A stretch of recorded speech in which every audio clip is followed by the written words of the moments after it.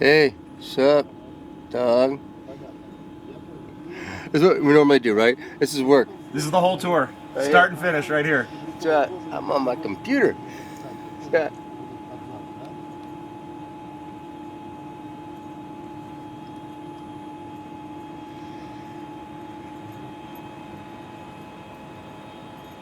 Look, Mom, no hands.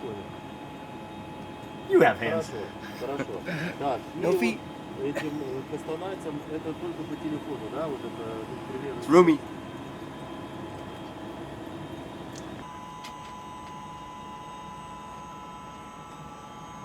All right, welcome to the International Space Station.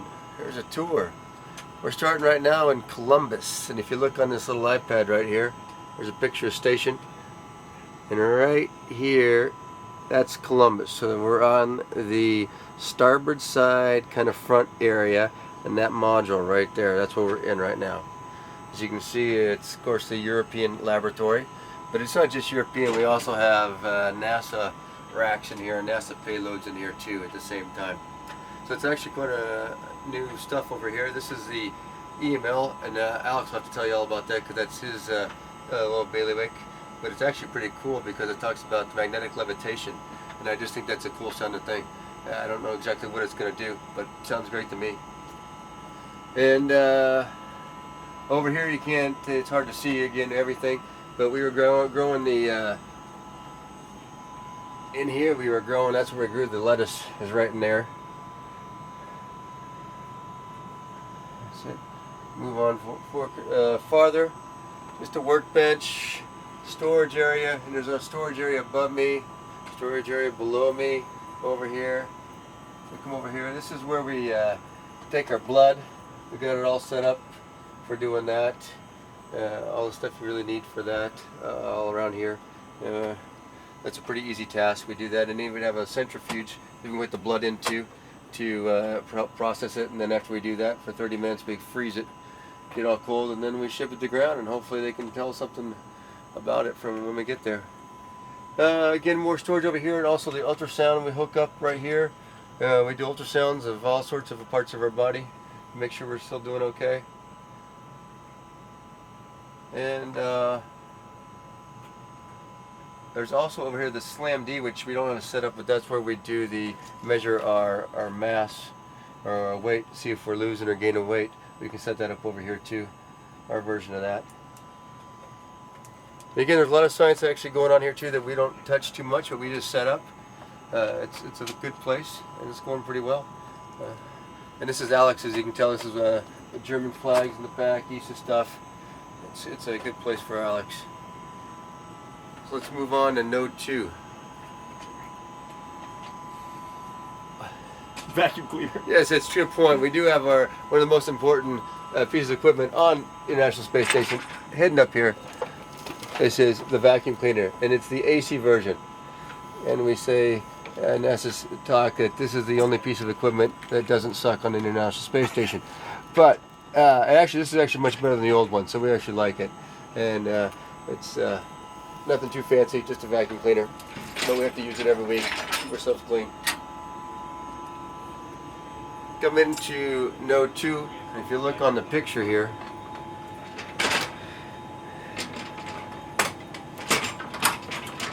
Node 2 is this section right here.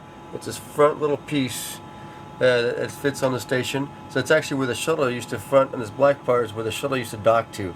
And so right now, there's nothing of course is docking to that, but we're in this area right after there. It's called Node 2. And so if you look out here, this is where the shuttle actually docked, is right through that hatch right that way. And there's still a device on a module called PMA-2 out there. And when we get a visiting vehicle such as a Cygnus or a SpaceX, we berth it down here on the nadir side, the lower side. So we'll open that hatch and we have that there. And again, so that's again the idea of being a node. It has multiple spots to attach to. So you have all four sections here around and the one out the front and actually one behind us, so it has actually 6 places to dock other modules too up here.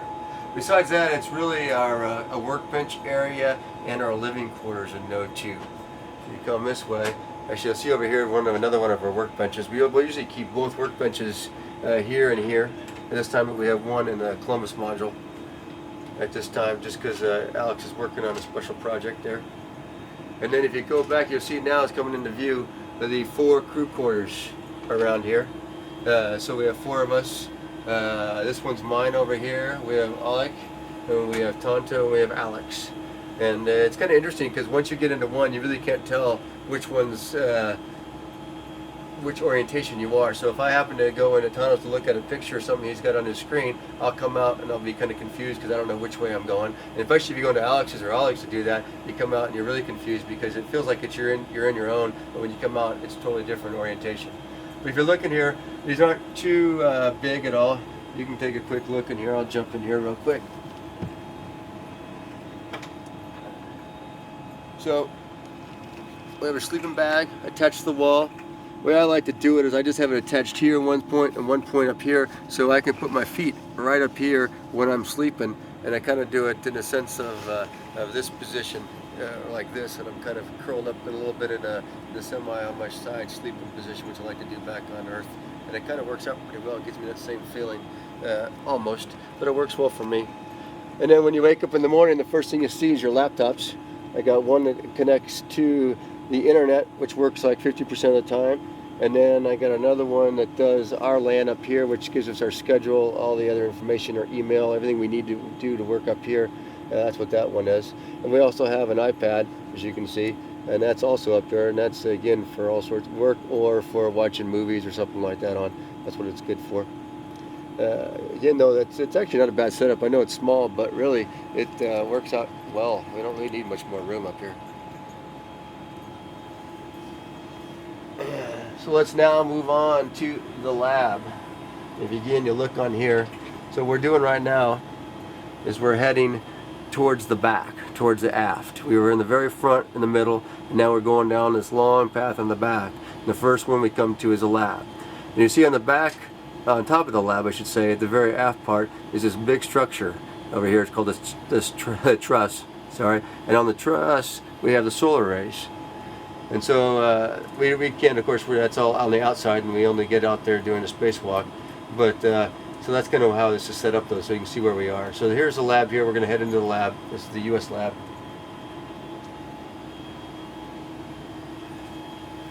And again, this is pretty much just science racks and storage is what we have. And of course, in avionics, we have a lot of the computers that run the system, or run the lab, or sorry, run the station, are in here. And besides that, then we have all sorts of experiments. And also right here, the first thing we start off here with is we call this Melfi, which is actually a big freezer, a minus 80-degree freezer. And there's 4 different sections of it, and they can control each different section here with a different temperature if they want to. And that's where we put, when we say with blood and stuff like that, we're going to put it in there to store it until it goes home. So that's how all the science is stored once we do it. Here's a glove box, so we can use to do experiments on here if we need to use a glove box.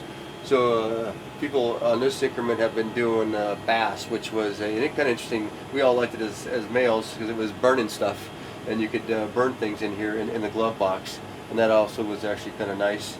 And right, and then later on, after the next SpaceX gets here, they're actually going to do all the work on the mice in that area, which is I think going to be very interesting, difficult but interesting at the same time. You go to the other side over here, in this little hidden area is what I've been working on lately. That's a Robonaut. You can hardly see him in here. So he's been my latest project. We've been upgrading the all the electronics in there, the computers, etc. And then this next week I actually get to put legs on him. I think he's going to be actually kind of creepy looking when he gets legs. But hopefully it'll help him walk around the station, move around the station. And as you look around the other spots, then we have on the top, we call them express racks. And express racks just means really it has power and data for any kind of experiments that want to go up there. So if anything on the ground, somebody comes up with an idea for science, and all they need is a data connection and power. They can design it to fit in here, and we can easily put it on there, hook it up, and then they can control it from the ground and do all the signs without much interaction from us, which actually works out pretty well because we'll set it all up and they can run a lot more signs that way. As we move this way, of course, we got the bike here we set up for exercise, which you have to do about a couple hours a day, either the bike, the treadmill, or on ARED, which is our lifting device. We got that. We got storage behind it. Up here is again the material science rack, and it's kind of, again, the ground does that. We set that one up. We put in stuff to burn again almost, and they do a bunch of experiments on it. We don't really touch it while it's running, but we set it up for them.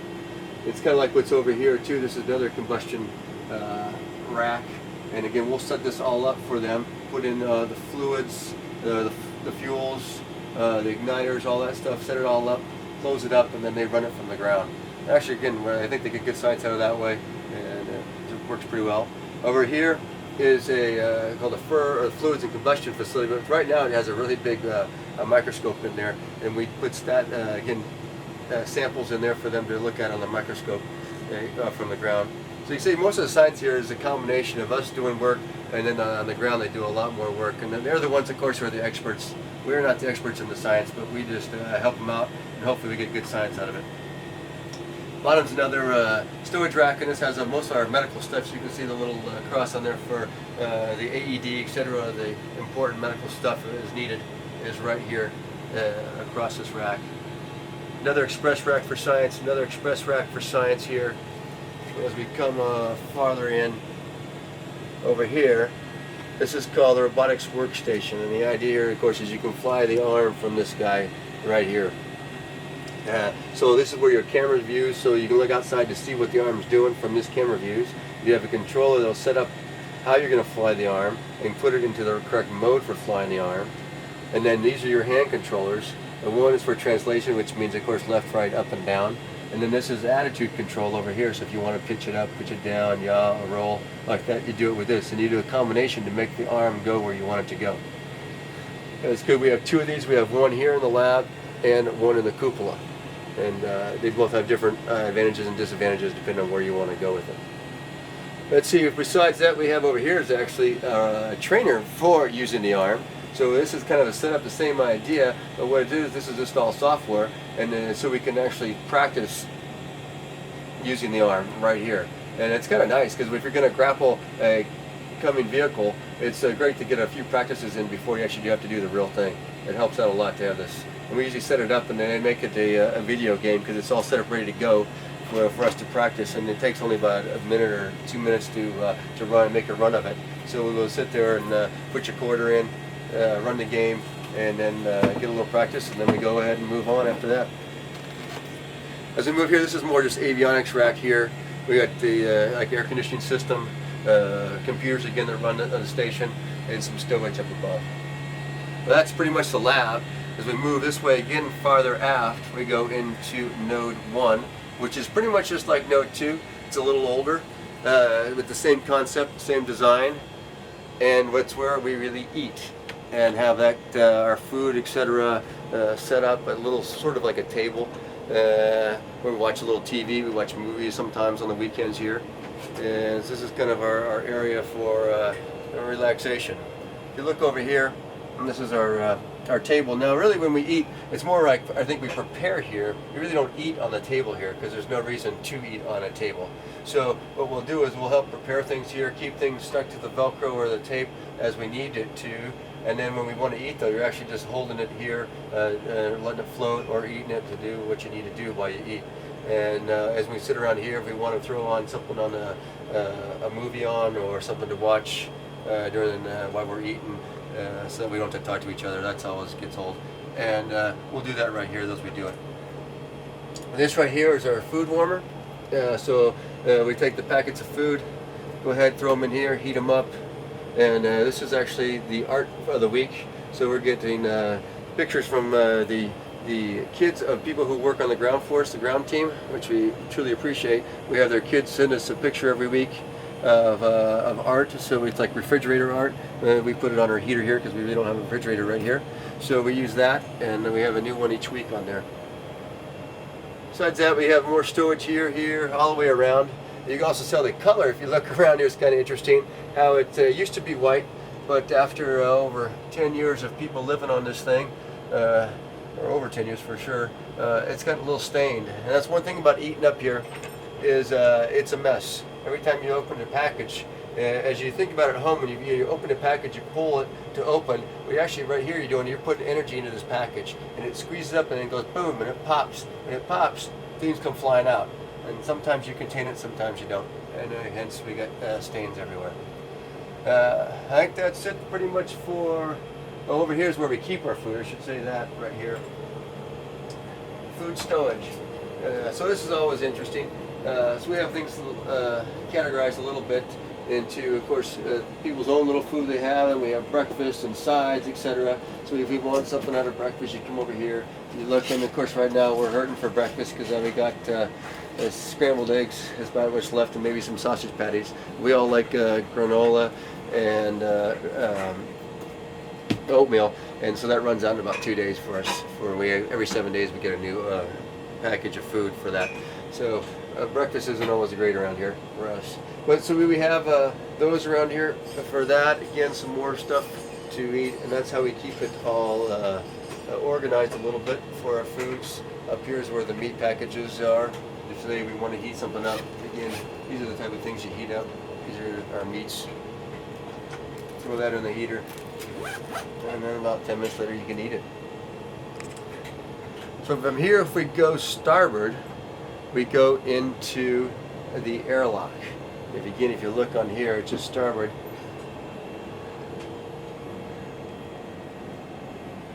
That right there is the airlock, and there's two parts to the airlock. The closest part to us, which would be this part right here, is called the equipment lock, and the most starboard part is called the crew lock. And the crew lock is where you actually go out of when you do a spacewalk. It's what actually depresses down to vacuum, and that's where you open the hatch. So we come in here. This is now into the equipment lock right here. And the idea of the equipment lock, of course, is where the equipment is. And then it's also where the suits are, and this is where we actually suit up. And we have these little structures right here that the suits are on. And they're called ADAS, which is an acronym, and I don't even know what it stands for, but it's an acronym, EDDA. But that's where the suits are on, and we actually have them on here when we get in. We can pop off basically the pants, put the pants on, and we climb up in here with the helmet off, and we get on in the suit, and we're all ready to go. The person who's helping us get suit up will take us off and stick us in to the crew lock over here, which again right now it was full of a bunch of stuff. And then but that would be empty, of course, for an actual spacewalk. We close this hatch right here and depress this part out to vacuum, and open the hatches down that way is where the hatch is where you open. You can see there's all sorts of equipment we have. This is good in stowage right now because we're not going to do a spacewalk for a little bit. So we just have it more stowed right now for everything on the spacewalk side.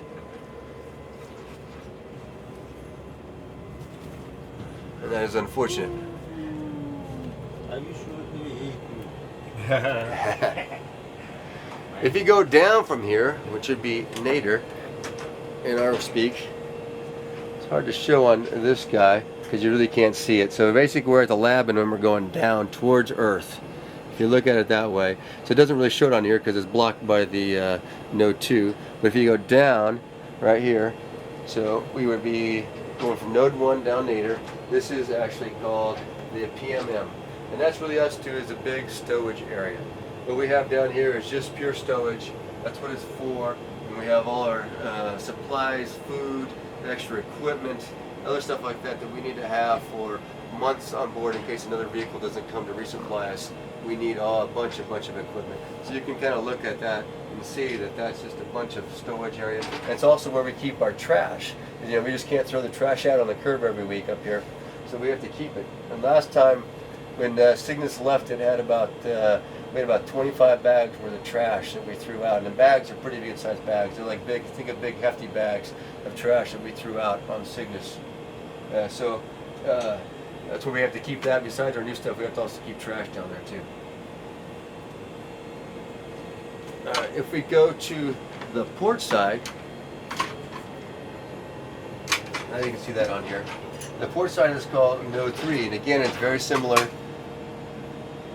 to Node 1 and 2, and it's not even on this picture, so that makes it more difficult. But I might even have another one that shows it, but it doesn't matter. It's to the port side. Blame the guy who downloaded the picture. Yeah, blame the guy who downloaded the picture. Exactly, and it's not on that one either. Wow, look at all that. All right, but it's on the port side, and this has many functions. The Node 3 has many functions. First of all, it's a place for working out. Right here is our treadmill. See, it's actually on the wall, so we always are running downhill. Makes it easier that way. And the idea, of course, with the treadmill here is we have these bungees we hook up to a harness that we wear. Now here's my harness. I'll hook it up to this harness right here, and then I'll hook that harness again into here, strap myself down to the treadmill itself, and go for a run. It's somewhat similar to running on the ground, I would say. You're a little bit lighter than you actually are weight-wise, so your legs actually don't get worked just as well, maybe as much, but it feels overall as a more body workout because you have the load on your shoulders and your upper body while you're running, which you normally don't have. So it's kind of a combination there, a little different, but overall it gives you a good workout. Here are some other equipment we have. This is a water analyzer. We use this, we put water samples in here from all over and test out the water to make sure we have bacteria growing, other stuff growing in the water that would be harmful to us. That's how we test it out. This is actually a container that has urine in it, and we get that from the Russians, and we put that then into our recycling system, our water recycling system. So first it goes into the urine processor, and then from there it goes into the water processor to make us drinking water. So we're drinking the urine coming from these ones. We also have here, it's called a WC, but if you notice it's actually an outhouse, and really that's what it is. It's just a bathroom.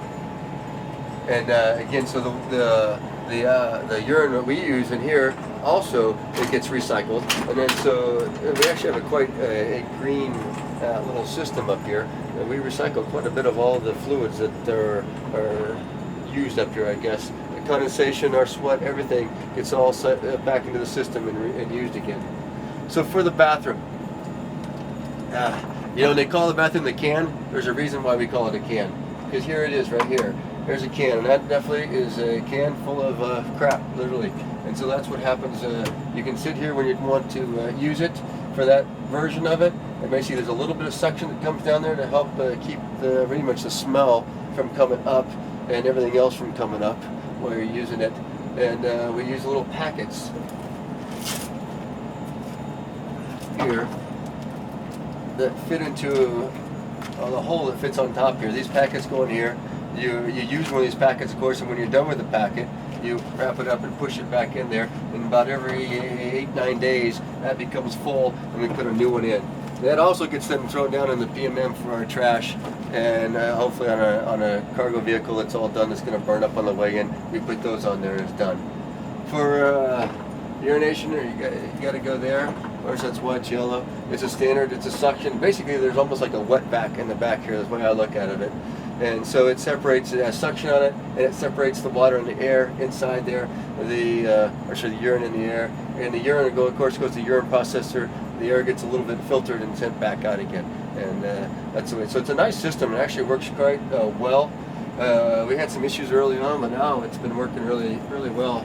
Knock on wood. Exactly for that. We're happy about that. Yeah, but it's a robust system. It's not complicated. It was probably built 40 some years ago, or designed, and it still seems to work pretty well. Yeah, we're happy with it. Besides that, we have equipment again over here is more of the Eclipse equipment again, where we have racks that circulate the air, clean the air, and this down here is a water processing system. There's an oxygen generator that takes water and makes oxygen out of it, and a Sabatier process. So this is again kind of like all recycling in this area here for the Node 3. And it's also where we clean up in the morning, say brush your teeth, that kind of stuff every morning. So we have right here is our mean, I guess you'd call it your hygiene equipment, but basically anything like that, it's basically your toiletries. If you look at it that way. So you pull this open and it has pretty much everything you need all in one. Your toothbrush, your toothpaste. You have an electric razor and you have a standard razor. So I usually use like the standard razor maybe twice a week, and then I'm lazy on the other mornings and I'll use electric razor. And when we take to clean the electric razor every week, we'll take the vacuum as we vacuum this place up. We'll vacuum out the electric razors, that way we don't get to make a mess out of them. Got a little no rinse shampoo. This is the shaving cream. It needs a little water to go with it. Overall though, you have everything you need, and it actually works out pretty well. It's really not, it's camping. If you're okay with camping, then it's not a big deal up here. It's pretty good. If you come over this way, you can see this is where we do our lifting right here, and actually it's upside down, so if I want to lift, I'm actually working on it this way. So this is so basically this is the bar we have right here. We can set the weights by moving this, and all this really is two cylinders that are at vacuum up here. We sucked all the air out of them, so as you pull these cylinders out, it pulls against the vacuum, causing resistance. And when you change the weight, you're really just changing the mechanical arm on these cylinders to make it either make the pull harder or more easier, depending on what you want to do with it, and that can change the weight you're actually lifting. And so, and it's a good system. It gives you a good lift. We can do, squats, deadlifts, heel raises and bench, shoulder press, all sorts of things on this. And I feel it's actually quite good. It's much better than I expected, honestly. It's a good workout, and I'm glad we have it. So it's one of my things I like to do up here. Back on this side again. So on node 3, we again have the hatches all the way around. You can use. I'll go back the right way now. So again, the only place we have anything though right now is Nadir, and Nadir down here we have is a cupola. And right now, unfortunately, it's dark out, so maybe we'll take a look at that a little bit later. But that is our window on the world, the Glass Bottom Boat. It's a beautiful place. That's where we like to stand and hang out and watch Earth. There's also another robotics workstation down there. I'll show you in a minute. But on the sides, again, it's just hatches. But right now, we don't have anything on them. One day, I believe they're going to plan on moving PMM over and also putting maybe another Bigelow module out here. It would be very interesting to see. But for right now, this is all we have. And on this side, again, is stowage. Again, we have all sorts of things here for stowage. Mostly water that we stow over here.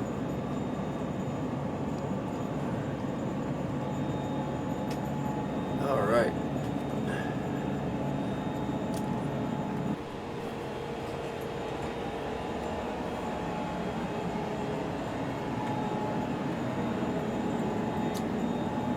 Alright, we're back in node 3. Gonna head Nadir into the cupola. Got some sunlight now.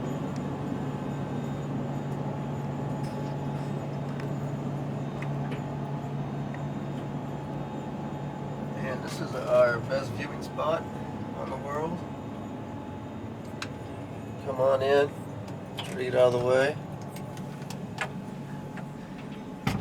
Very good. So we have full of cameras up here. And of course, robotic workstation, just like in the lab. And there's a beautiful Earth. So we can hang out. You see the arm? I don't know if you can see the arm there. It's set up. It's on the top, or sorry, on the bottom of node 2. It's connected to it right there. And that's the position that we use to grapple the cargo vehicles, SpaceX and Cygnus and HTV. And it goes in right on node 2. Just a little bit forward of where it's grappled to node 2 is where we berth those vehicles.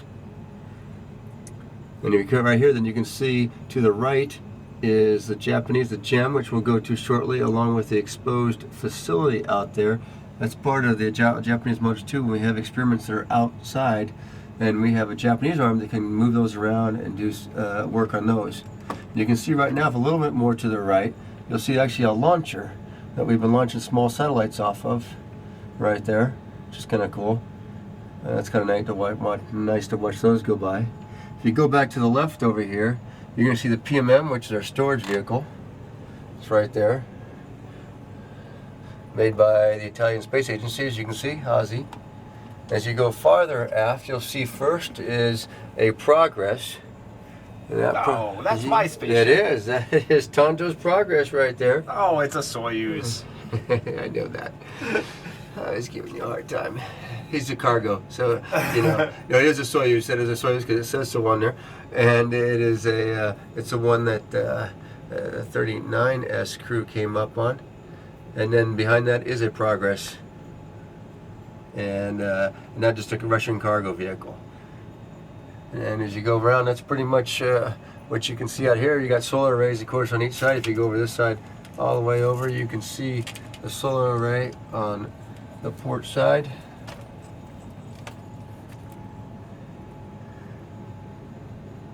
Gives you kind of view what it is like from outside out here on the station. But this is the best part out here, though, is looking down at Earth. We try to do that as much as possible. Unfortunately, we don't get near as much time as we'd like. They make us do work.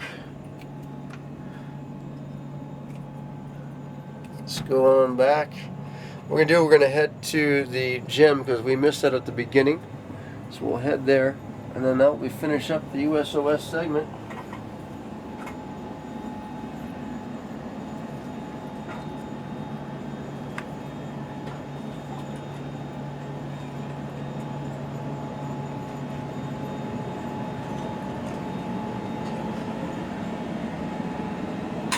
And on the way, I'm going to get some water because I realized I was thirsty. And I'll show you how we put water either for our drink bags or for if you need to rehydrate some food. We have a place we get water. It's either just kind of room temperature water or it's hot water.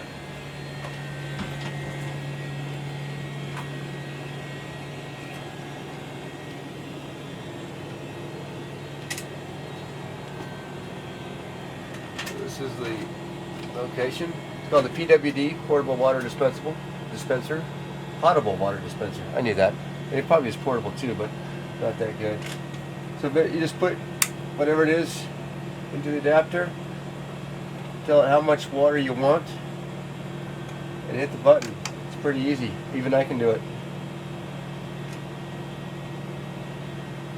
Now if you do want some cool stuff, we have these, it's called Merlins, but they're kind of set for refrigerators.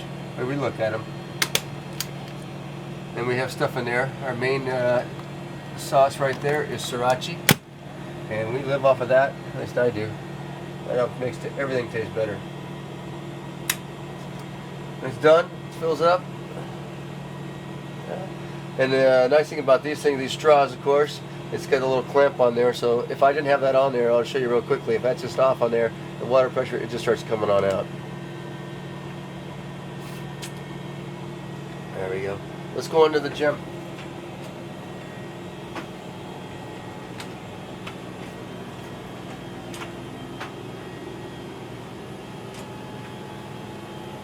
I'm going back, actually, right now, back to Note 2. See. We'll head starboard. Alex.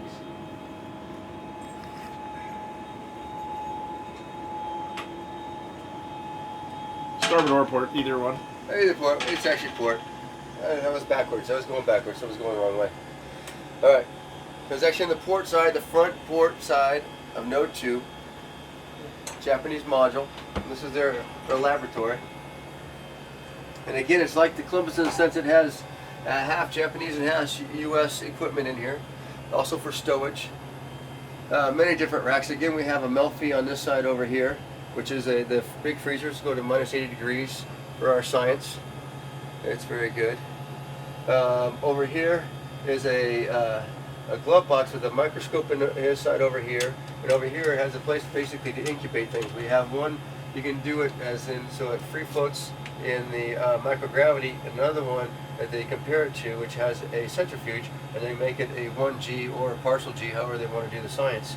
And so it has a spinner in here, and that way they compare the two here. They put two samples of the same, start them up, and then we put them over into the microscope, and they can compare them right there.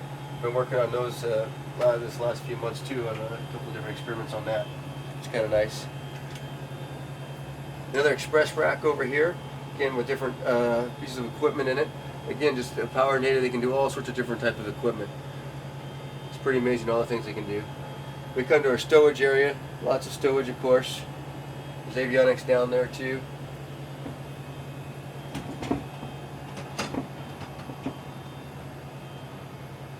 Again, crystallization observatory. There's all sorts of science around here, and I haven't even got to play with this one, the Fluids Physics Experiment Facility. I haven't got to play with this one yet. So there's lots of science here that I didn't get to even play with up here that's going on. Unfortunately, I won't get to, but there's so much science going on. Well, we have over 200 experiments going on up here while we're here, and it's impossible to know them all. But I hope to get to work with at least half of them. We continue on, we go for more and more. This is the area we also do spheres, which we like to do. So it's set up in this little area here. There's beacons that set up around here that the spheres, these little satellites, which I'll show you here real quickly, we can control these things through software, and they actually stay in this area, and they have navigation and control with them, and they can do all sorts of different kind of science with them. Just to get you an idea what it's like in the stowage areas. So here's a sphere. It's got a little CO2 cartridge in it, so it has little jets on it, and this thing can then fly around station. We're getting it set up here to actually put basically a smartphone on it, and it's going to then use its camera and map the inside of the station, and then use that as its guidance navigation, and go ahead and fly a trajectory through station. I'm looking forward to that one too. I think that's going to be really cool science. But again, this is the main area for spheres that we use, because it has right now the beacon set up to keep the navigation system right here, and it knows where it is as long as it's flying right here. I'm looking forward to the upgrade though, where we can go anywhere with these things.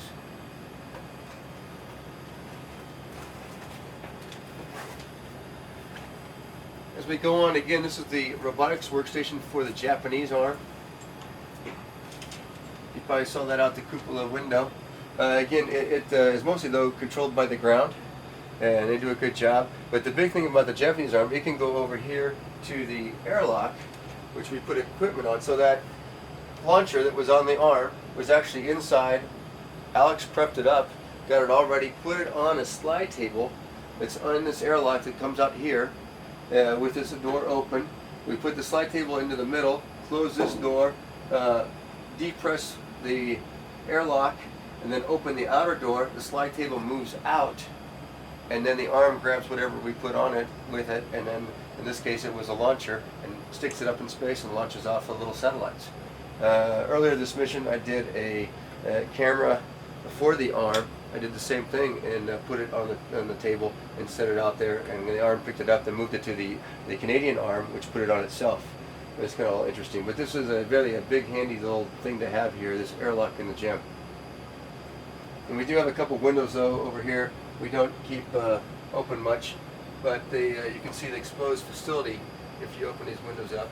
Of course, it's nighttime right now, but right out there is the exposed facility. Unfortunately, you're not going to be able to see too much. I don't think so. You can try Tondo, but I think they're going to get reflection is all they're going to see. Yep. But Yep, just reflection of the airlock. all right, that is exposed facility out there with payloads on it. And again, if we need to, we can bring those payloads in through the airlock, do some work on them. But mostly it's all done robotically. If you go Zenith, which is up for us, is where you get to play. Oh, this is Tano's favorite experiment. Sorry. It's called BCAT. It's colloidals again. We do a lot of colloidal research. I'm sure you're not exactly what that's all for, but I hear it's really good. And so what this is, if you look at this, there's actually 10 different little chambers in here.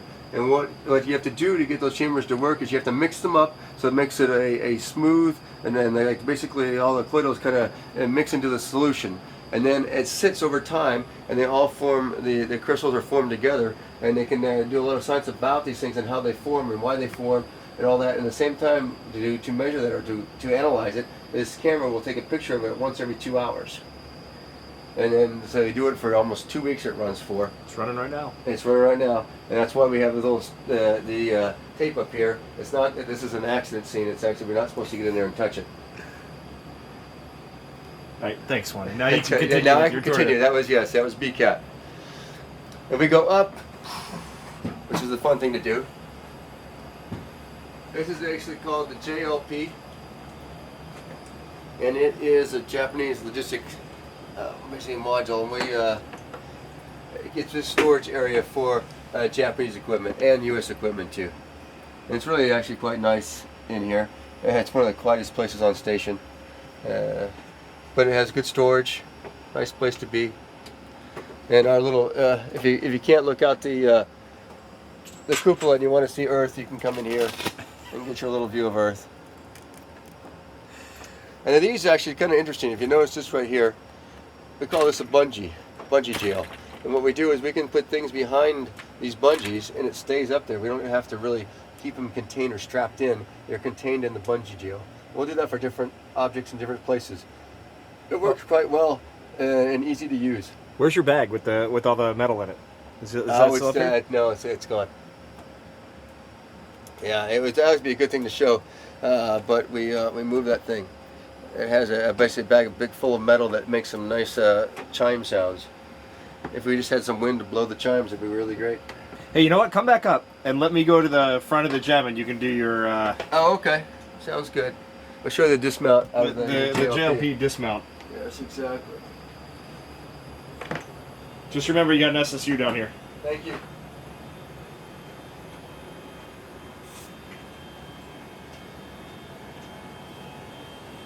Ready? Give me one more minute. Swanee has perfected this over time. We'll see if he can pull it off. Okay. Alright. The dismount.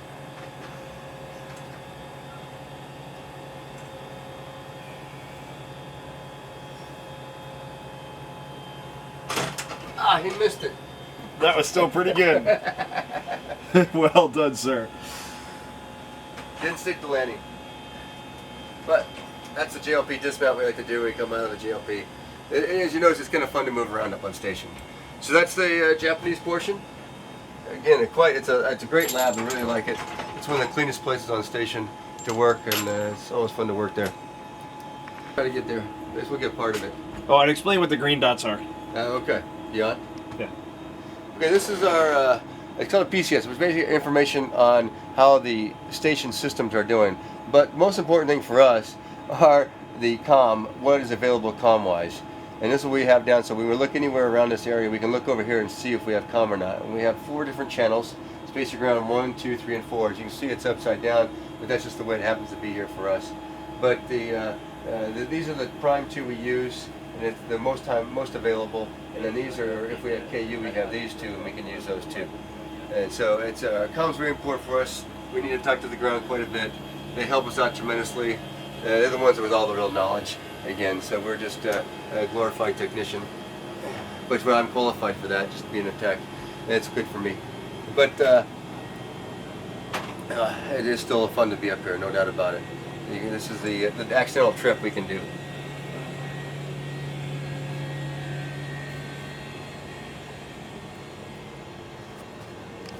So now we're in node 1 again, where we have our dinner, etc., our place to eat.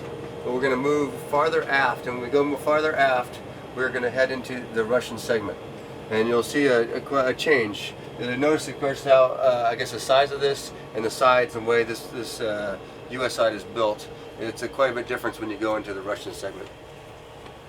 I'm going to try to do this backwards. Yes. So I was trying to go backwards, which is going to be a little difficult for him. We'll see how this turns out. First, you notice we're going through another PMA, which gets quite a bit smaller. We use this for stowage of our main items that we need on a daily basis, kind of like towels, etc., that we get. That's all stowed right in this area. We can grab them when we need them. So this is the first kind of, I would call a node area for the Russian segment. It's the FGB GAA. And so what it is, we can continue that way, which goes back into the FGB and into the service module, or we can go nadir and down into the mini research module number 1. And this is also a little interesting aspect of it. Again, it gets really narrowed down in here for a module.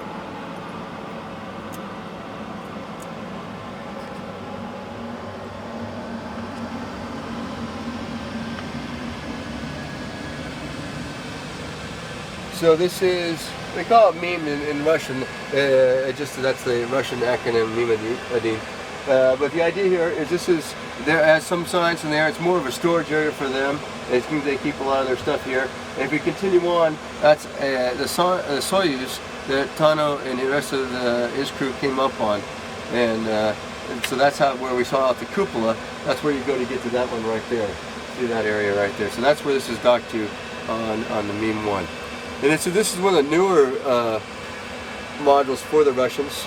It came up, I know STS-132 put this on, so it's not that old. And you can see it's actually still clean on the sides. As you look at some of the older Russian modules, you'll see that basically this is the pile Velcro right here on the sides. And it's great for sticking things to. However, though, it does get dirty and it's hard to clean. And you can probably see that later. Always advantages and disadvantages to everything.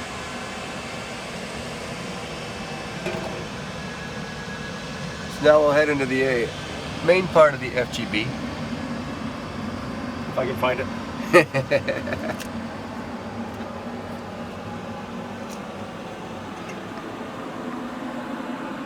As you see, these are the hatches that they use on the Russian side. And it's set up in a way, basically, because there's usually, when a Russian module comes, it's got a docking probe on it. It goes into these things and it latches onto. And so that's what you have to have a room for the docking probe to go into these things. So they're kind of have this set up on it. This is also for airflow through the Russian modules. You can see we have the ducts going through right here. And actually this one goes all the way over from the service module all the way into node 3. It's a long running hose that goes all the way across to keep the airflow all the way throughout station fine. Now you can see in the FGB, this is actually where the Russians have their hygiene station, where they clean themselves up. They got their mirror, they got all their stuff right here, so this is where they do it. And we move back again. This is mostly, the FGB is all about storage. It has a bunch of US and Russian storage in here.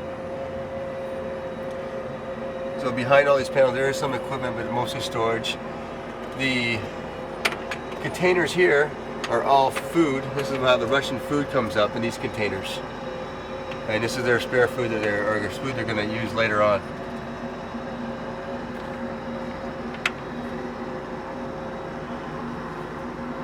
Okay, now we're going from the FGB into part of the service module, which is like the main living quarters for the Russian side. And this is their kind of, what I call it, node area. PO is the name of it in Russian. And it has two different ways to go. If you go nadir, you go into the docking compartment and into a progress down that way. And you can see their Russian spacesuits. So this is what they did to the spacesuit about a week ago.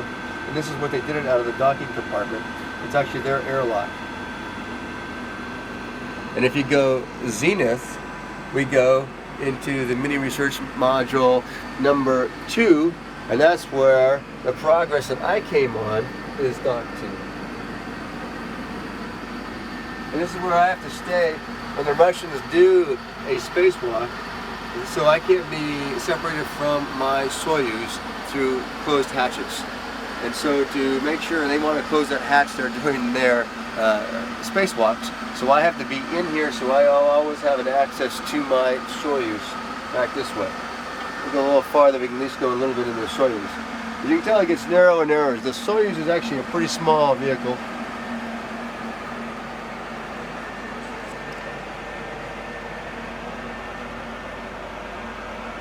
This is the roomy part of a Soyuz, and it's right here. And it's called the BO, which is basically a living compartment. And so this is where you can actually, there's a little bathroom there, container. You have a little bit of room here, but this is our spacesuits, and this is all the room we really have for a living module. And on the way up here, we unfortunately had to do the 2-day version to get to station versus the 6-hour version. And so we stayed basically in this size, 3 of us, for 2 days. And that was a little cozy. But we made it. That's the best part. It's done. Overall, though, you can see there's not much in this area. These are our launch and entry suits that we use. Are pressurized suits. And we can see real quickly. I bet you we can jump in there and turn a light on and jump in that Soyuz real quick.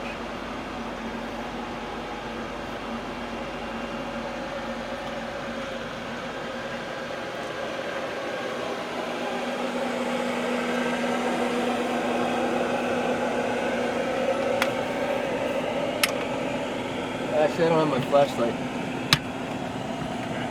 I don't have my flashlight with me to find the switch.